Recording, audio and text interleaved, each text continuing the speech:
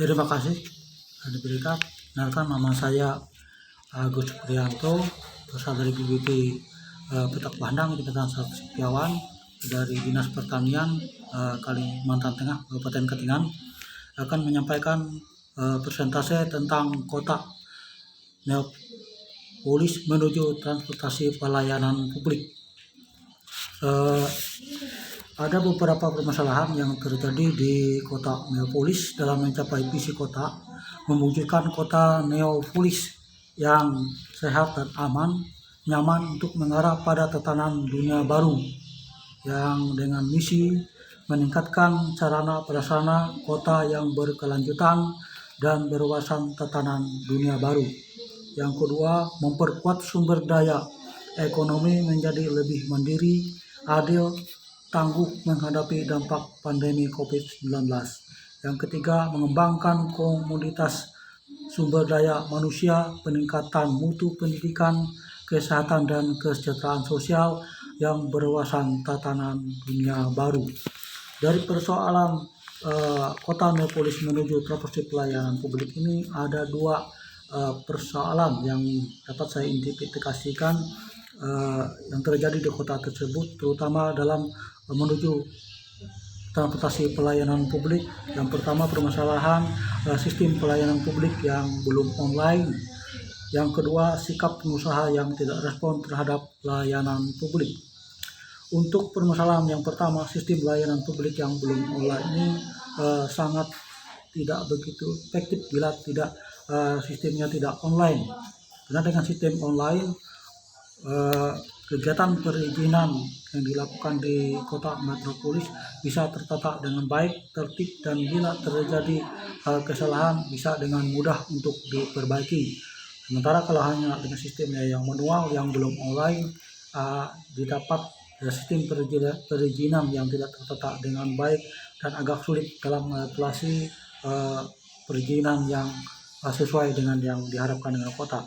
Yang kemudian berkaitan dengan sikap pengusaha yang tidak respon terhadap layanan publik, ini pun sangat berpengaruh besar terhadap layanan publik yang ada.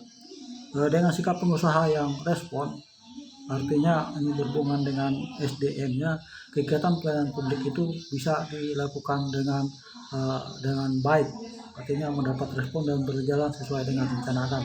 Tetapi sebaliknya, apabila tidak direspon oleh pengusaha atau yang berkaitan dengan layanan publik ini, kegiatan layanan yang ada tidak akan berjalan dengan baik.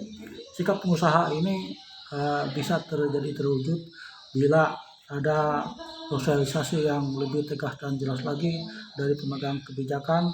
Dan yang kedua, itu bisa dilakukan melalui pelatihan yang dilakukan oleh layanan publik agar para pengusaha dan pelaku usaha ini bisa mengerti tata cara penyusunan dari aplikasi tersebut, dan mereka untuk sosialisasinya bisa lebih paham manfaat dari pelayanan publik ini.